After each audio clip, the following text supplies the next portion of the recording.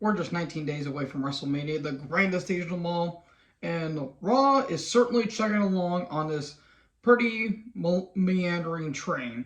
What's going on, guys? Boss Up 6 here, back to another video, and today I'm here to do my Raw review from Providence, Rhode Island, and yes, we're just a couple weeks away from WrestleMania, and well, the show really wasn't that great. In all honesty, it was pretty mundane for the most part. But we are setting up some matches for Mania, and while I'm not really that overall enthusiastic about the card, hopefully there's some pretty standout worthy match of the year contenders. With that being said, there's probably going to be some ones I really didn't care about. Now, before I get into anything, I do want to address the rumors that are going around that apparently Bray Wyatt has a physical illness, or a physical issue or something like that. So, admittedly, Bobby versus Bray is taken off the card. So, I don't know what they're going to be doing with Lashley. I really hope he gets a Mania match, but I may not care for the Bray Wyatt stuff in all honesty, but it does kind of suck that Bobby didn't really get a Mania match and Bray really didn't get to have a full match in all honesty, because let's be fair, folks, that pitch black match was terrible. Well, that being said, let's get into this review. So Edge comes down and he calls out Finn. All Judgment Day show up and he says, "Well, Finn, you want to know that answer to the match at Mania that you just issued? Well, I accept it." And he says, short to the point, he wants a Hell in a Cell match. He wants to end it inside Hell in a Cell. Finn says, "I've been to Hell before, and it spit me out because Hell can't handle my demons." So we're probably going to get the demon Finn Balor versus Edge in Hell in a Cell. This Judgment Day thing has been terrible since its inception, if I could speak properly. Rhea and Priest joining was not bad, but after Edge got kicked out, I was just beyond carrying at this point. It was starting to get stale after Hell in a Cell, but yeah, it's not been great. Then Judgment Day attack, and then Lumis, Gargano, and Rhode come down, and immediately go to commercial break. They are really bad with these commercial breaks. I've been noticing for the past few weeks. So, Judgment Day, aka Dominic and Priest, took on Lumis and Gargano. Wow, a match I didn't care about before, now I don't care about any less. It wasn't bad. I just don't care about Gargano, and I really don't care about Dominic. Look, these guys are all solid to good athletes. I just don't really care about Dominic other than he's just Ray's son, and Gargano is more the same. He doesn't really have a personality in all honesty, and that's what he's really lacking, that in the character, but I certainly digress.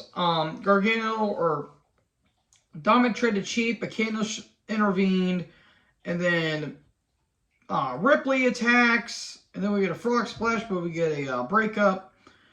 But eventually, we get a silence on Dom, but Priest hits the Slayer Realm, aka South of Heaven, and there you go, Judgment Day win. Cool, more on Dominic here later, unfortunately. Then we get footage of Miz showing up. We get footage earlier of Miz showing up. And Kathy Kelly was all over the show, which that was one of the better things on the show. And he talks about having a co-host at Mania. Gable shows up and he wants to know where Otis is at, and Miz is like, we'll go get some flyers. Okay. Then Notice and Damage Control attack Trish. Okay. Almost an MVP come down. Then he talk about Brock. Here comes Brock. The crowd was into this initially. There was literally a holy shit chant breaking out just by the two just standing face to face. And then it got weird, where Omos and Brock shook hands, but Brock couldn't let go of Omos' grip. And then they tried to have a brawl. It was very sloppy. This was a very sloppy match. And Brock gets tossed out, but it looks really bad. He tried for a German suplex. That didn't amount to anything. And there you go. And then Brock goes away. I've been seeing people comparing this to Undertaker versus Giant Gonzalez. It's not really going to be that memorable of a match. It's going to be for the moment where Omos gets picked up. It's like Andre and Hogan, except somehow worse, because at least Andre and Hogan had a really good story going into it. So we get a recap of the Usos and Sami last week, where Jay turned on Sami. And then we get a recap of what happened on SmackDown. Cody took on LA Knight. Yeah. Okay. Interesting. If the brand split is... If they ain't going to do a brand split anymore, then that's probably for the better, because this brand split's been dead for years. Knight was... He's starting to get over. He didn't really get that much of a reaction as he would typically get. It wasn't bad. I just didn't really care for it, which sucks because I really like LA Knight. And Cody is a good athlete, but everything's way too grandiose for... everything's so over the top, it's almost hard for me to take him seriously at some points. In the end, of Crossroads, and Cody wins.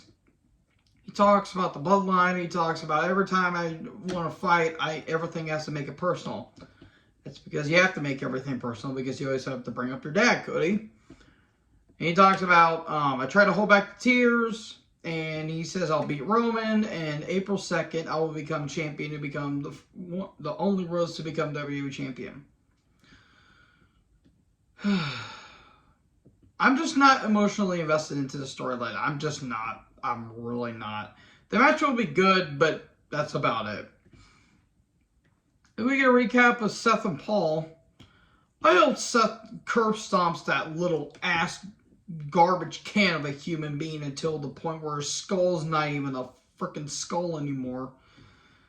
And then Byron and Seth are backstage. He talks about Logan, and the Miz shows up, and he's like, well, Logan's having an impulsive next week, and he says, I'll be the guest host. And all of a sudden, Corbin shows up, and he talks about being a guest host.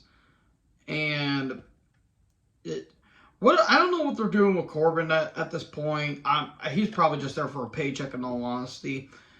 And Corbin's like, well, you got sucker punched last week by Logan, and I'm a 3-time Golden Glove boxing champion. I could teach you some lessons. And Seth's like, well, Corbin, the thing is that I respect that, but in all honesty, my daughter can teach me a lesson better than you. And then Corbin's like, I can knock you off faster than Paul. That sounds like a challenge. How about we have a match tonight?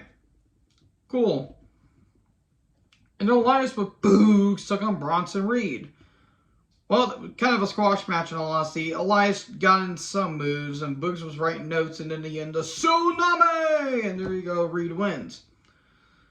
I really hope they have something for Bronson Reed. I really, really, really do. Kathy Kelly's by the trainer's room, and then Gable shows up with flyers. And he's looking for Otis. He can't find them. And then Becky and Lita walk by, and they go in to check in on Trish. Okay. More Kathy Kelly is always great, is what I put down. Kelly and KO are backstage. KO talks about a street fight with Solo, and Kelly's asking, well, you know, Sammy's been helping you, but why aren't you doing the same thing? He says, well, I've been trying to help, but honestly, there's no point. I've been going solo ever since, and he wants to take down the bloodline one by one. So there you go.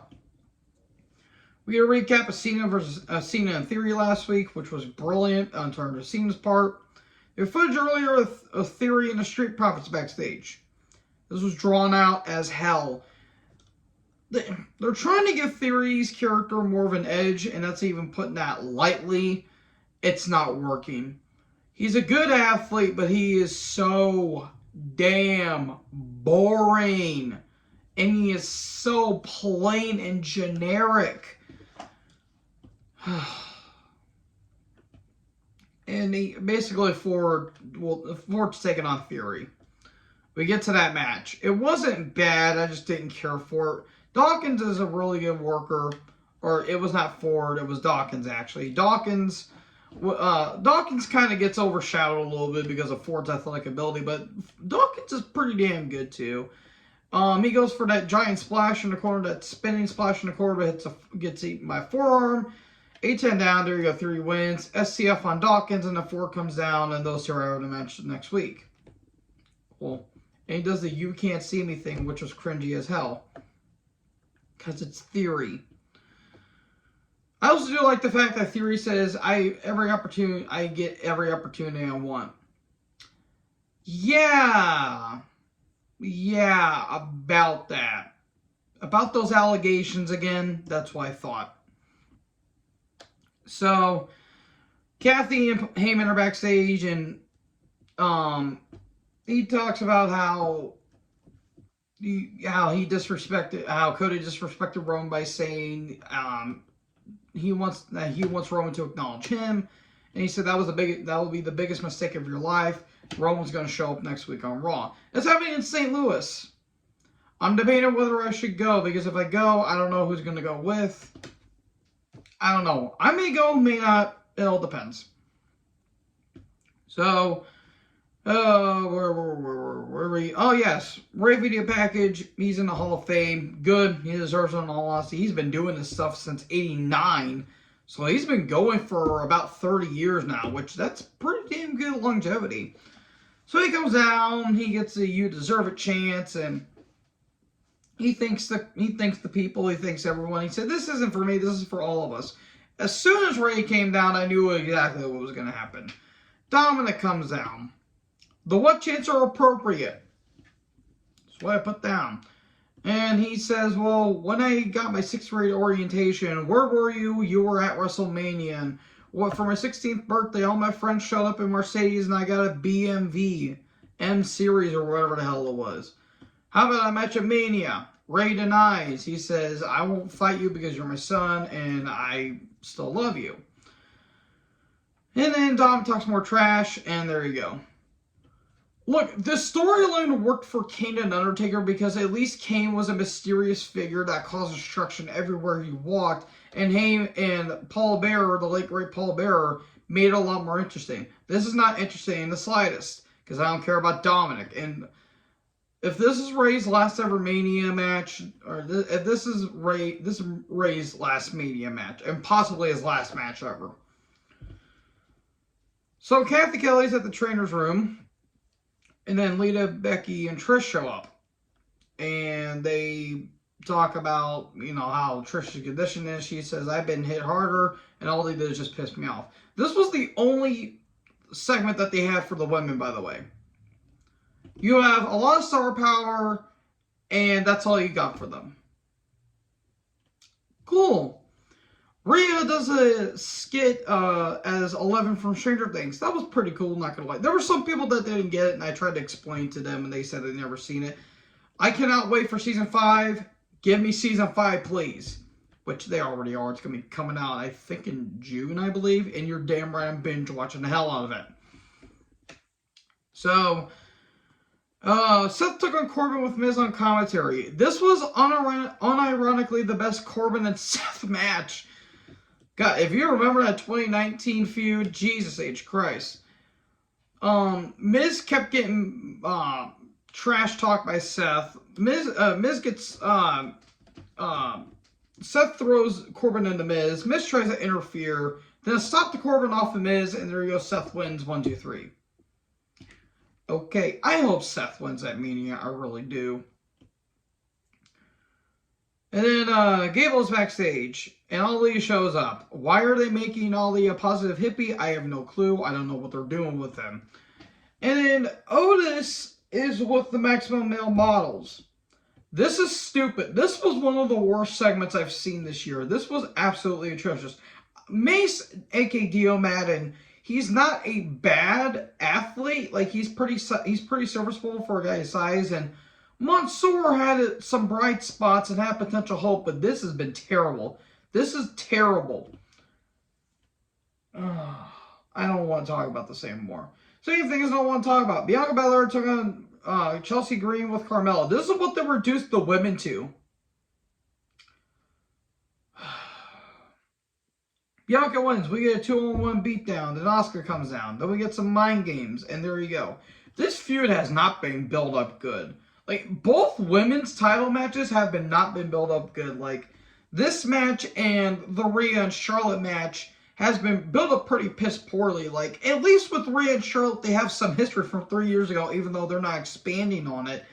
This it's kind of rather. Let me try that again. Ladder, rinse, repeat. Like they're repeating the same thing. Like, oh, one of them will get into a match, 2-1 beat down, and then the other one will come down and save each other. And Asuka would tease the blue mist. Just, I don't get it. It's gonna be a tag match next week, but can they coexist? Who knows? So we can recap of Brock and Omos, Solo and KO, Street Fight. It wasn't bad. At least they didn't get over the top with the weapons. They only mainly used chairs. There was a table tease at one point, but it never got used. There was a brawl on the outside. We get a Samoan drop. Solo gets some chairs. Owens gets a table, but Solo puts the table back. We get some usage from the chairs. And then Owens gets a backdrop through some chairs. Cannonball into the barricade. Then Solo lures KO into the backstage in the gorilla position. Double super kick, and the Usos drag Owens down. Another double super kick. Samoan spike. There you go. Solo wins, and Owens is like spitting up some mucus that kind of looked like it looked a little gross. But yeah, there you go. It wasn't, the match itself wasn't bad per se. It's just we've been seeing a lot of like no DQ stipulations. I mean, hell, we had a Texas Death Match at Revolution. Then we had some weird no DQ stipulation on NXT. Then we had a false count anywhere on Dynamite, and we just had a street fight here. They really need to start stretching out what the stipulations. I'm just saying, we ain't at Extreme Rules here, for God's sake. At least they didn't overbear us with the weapons. It was just chairs. I'm fine with that, in all honesty. Because if you see a Texas Death Match, Jesus Christ, that was terrible. So anyways, thank you guys so much for watching this video. What did you guys think about the show? Make sure you guys leave a like, leave a comment, tap that big red subscribe button, and tap the bell so when I upload, you will be notified. Thank you guys so much for this video, and most importantly, join the herd. Until guys next video, peace out.